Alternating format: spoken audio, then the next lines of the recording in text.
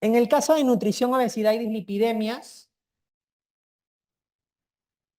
nos preguntan aquí acerca de la clasificación de la obesidad de acuerdo al índice de masa corporal. No creo que vengan preguntas más en relación a esto, porque ya hace unos días ha salido un artículo en el cual se dice que el IMC ya no es el principal para definir obesidad, entran a tallar otros factores, pero igual de forma histórica seguimos aprendiendo el IMC. Recuerden que el IMC se calcula a través de la relación que existe en el peso en kilos entre la talla en metros al cuadrado, ¿no? Entonces, eso me da un valor y de acuerdo a eso yo puedo clasificar a mi paciente. Acuérdense que en el caso de sobrepeso es de 25 a 29,9 y en el caso de obesidad sería de 30 más. Pero la obesidad tiene grados, entonces puedo tener obesidad grado 1 si el paciente va de 30 a 34,9, obesidad grado 2 si va de 35 a 39,9, obesidad grado 3 si es de 40 o más, y esta obesidad se le denomina también obesidad mórbida. Algunos hablan de superobesidad con desde 50 más también. Aquí sería entonces cuando se denomina que hay obesidad grado 2, cuando está entre 35 y 39,9. Ahora, les adelanto nada más, en el caso de la obesidad, ahora para el manejo de obesidad, como la definición de obesidad es una enfermedad crónica multifactorial que se caracteriza por el aumento de grasa corporal y que tiene impacto en la salud de la persona, esa es la definición de obesidad. Ahora, para hacer diagnóstico de obesidad, puedo seguir utilizando el IMC, pero tengo que hacer también otras mediciones y otros cálculos que me permitan comprobar que hay exceso de grasa corporal.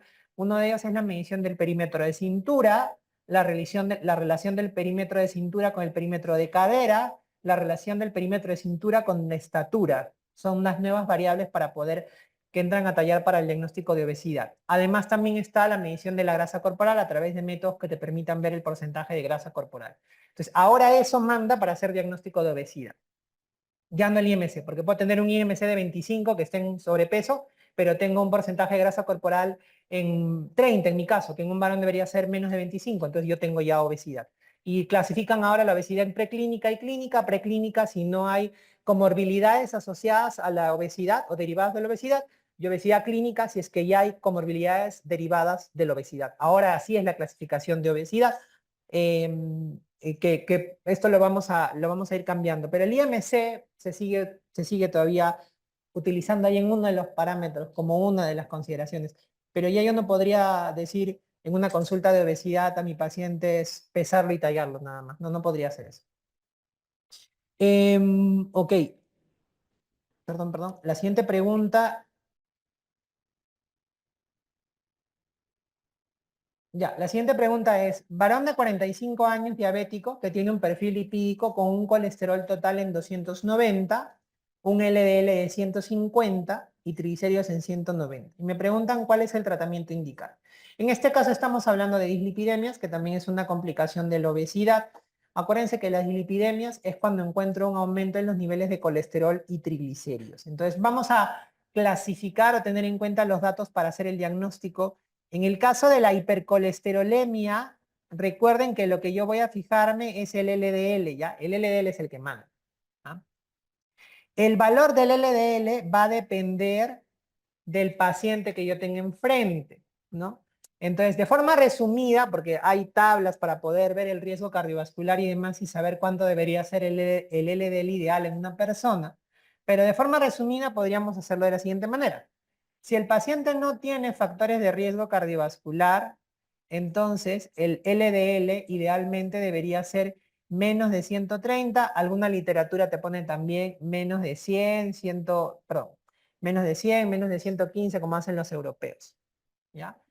Si el paciente tiene factores de riesgo cardiovascular, como por ejemplo obesidad, hipertensión, diabetes, enfermedad renal crónica, etcétera, el LDL debería ser idealmente menos de 100 y en algunos casos incluso hasta menos de 70.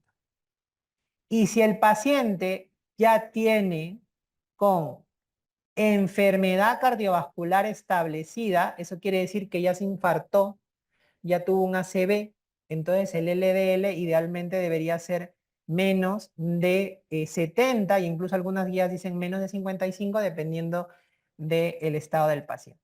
Entonces, valores que sobrepasen por estos límites de LDL se consideran como hipercolesterolemia. Entonces, lo que se ve tradicionalmente en los casos clínicos es que le van a poner siempre valores muy alejados de estos puntos de corte, no les van a poner valores cercanos. Y siempre suelen poner pacientes que tienen o factores de riesgo cardiovascular o que tienen enfermedad cardiovascular establecida. Entonces ahí yo siempre voy a ser más exigente y buscar que mi LDL sea menos de 100, menos de 70, menos de 55, dependiendo del paciente. En el caso de la hipertrigliceridemia, ahí sí es mucho más fácil porque en el triglicérido, por ejemplo, el valor normal siempre en pacientes con hipertrigliceridemia va a ser menos de 150. Eso es lo normal de triglicéridos. Entonces, si yo tengo pacientes que tienen más de 150, estaría hablando de una hipertrigliceridemia. Recuerden que cuando la hipertrigliceridemia es mayor de 1000 a más, aumenta el riesgo de hacer pancreatitis porque son hipertrigliceridemias muy severas. Sin embargo, en el tratamiento, cuando nosotros evaluamos un paciente, cuando el paciente tiene 500 a más, ya tenemos que estar teniendo en cuenta que ese paciente es candidato para poder darle un tratamiento adicional para poder evitar que llegue a un valor que aumente el riesgo de pancreatitis. Entonces, si ustedes evalúan aquí el caso clínico en el perfil lipídico, te dicen que el paciente tiene diabetes, entonces es un paciente que ya tiene riesgo cardiovascular alto. El LDL está en 150, que está muy por encima de la meta para un paciente diabético, ya sea que tomes el 100 o el 70, dependiendo de las características del paciente. Los triglicéridos están en 190, que si bien están ligeramente por encima del punto de corte de 150, no llegan a valores altos que aumentan el riesgo de pancreatitis. Entonces, en este caso, frente a este perfil lipídico, ¿cuál es el tratamiento que yo voy a hacer? Entonces, recuerden ustedes que en el caso de la hipercolesterolemia, solamente, como dogma, en el caso del tratamiento, solamente en el caso de que el paciente sea un paciente sin factores de riesgo cardiovascular y que el paciente tenga un LDL entre 130 y 189, solamente en ese caso podría ser dieta, que primero sea dieta y luego de tratamiento con fármacos. Solamente en ese caso. Si tú tienes un paciente que tiene factores de riesgo cardiovascular, que tiene enfermedad cardiovascular establecida y tiene el LDL por encima de esas metas, es tratamiento farmacológico sí o sí. No hay vuelta que darlo. Para evitar que haga una enfermedad cardiovascular o la vuelva a hacer. Entonces, la mayor parte de pacientes van a ir a tratamiento con estatinas, porque en los casos clínicos les van a poner pacientes con factor de riesgo cardiovascular. En el caso de la hipertrigliceridemia, solamente voy a hacer tratamiento farmacológico cuando el paciente tiene triglicéridos de 500 a más. Entonces, en este caso, lo que prima es un LDL que está más de 150. Y entonces, en ese caso, yo tendría que dar tratamiento. En el caso de los triglicéridos, que están en 190, no, porque no llegan al tope de 500 a más. Entonces, voy a priorizar el tratamiento de la hipercolesterolemia. Entonces, en el caso del tratamiento de la hipercolesterolemia, el fármaco de elección, ¿cuál es? Estatinas. Y en el caso de la hipertrigliceridemia, ¿cuál es el tratamiento de elección? Fibratos, donde los fibratos pueden ser todos los que terminan en fibratos, pero también puede estar el genfibrocil, lo recuerdan ustedes, ¿no? Que no termina en fibratos. ¿Ya? Entonces, ese es el tratamiento farmacológico. ¿Ya? Entonces, en este caso, en este paciente, yo tengo que dar estatinas, porque las estatinas son el tratamiento farmacológico de elección. ¿Ya? ¿Cuál es el fármaco de elección para la hipertrigliceridemia masiva? Más de 100. ¿Cuál sería? Genfibrocilo, porque es un fibrato. Recuerden nuevamente, en el caso de la hipertrigliceridemia, sí o sí, cuando los triglicéridos son de 500 a más, fármacos. Si son menos, depende del paciente, pero sí o sí, fármacos. En cambio, en hipercolesterolemia, casi todos van a ir a estatinas, salvo, como les digo, el que no tiene factores de riesgo y tiene el LDL entre 130 y 180.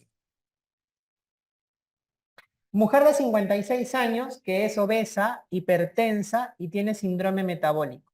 Recibe terapia estrogénica, betabloqueadores y tratamiento combinado de fibratos estatinos. Consulta por mialgias. Entonces, usted debería solicitar el dosaje de qué. Entonces, esta es una pregunta muy repetitiva también. Recuerden ustedes que el efecto adverso de las estatinas es la miopatía, que puede ir desde mialgias hasta rabdomiolisis, que sería el caso más extremo. Entonces, la miopatía es el efecto adverso más frecuente. Y es mayor la miopatía si se asocia a fibratos. Entonces, si yo combino fibratos con estatinas, aumenta el riesgo de hacer miopatías. Este riesgo es mucho mayor si se hace con genfibrosilo, por eso es que no se debe combinar genfibrosilo con estatinas, ¿no? No se debería hacer esa combinación. Si yo quiero medir o quiero ver un examen que me permita ver si hay compromiso muscular, yo tendría que buscar un examen que esté en relación al metabolismo muscular. Pues, ¿cuál es ese examen en este caso? En este caso es la creatinfosfoquinasa, que es la CPK. Acuérdate que la CPK es una enzima que se encuentra en el músculo. Entonces, si yo quiero evaluar si un paciente con mialgias ha hecho una miopatía por estatinas, entonces le pido medición de CPK, la cual va a estar elevada y me indicaría que está haciendo compromiso muscular como efecto adverso hacia las estatinas.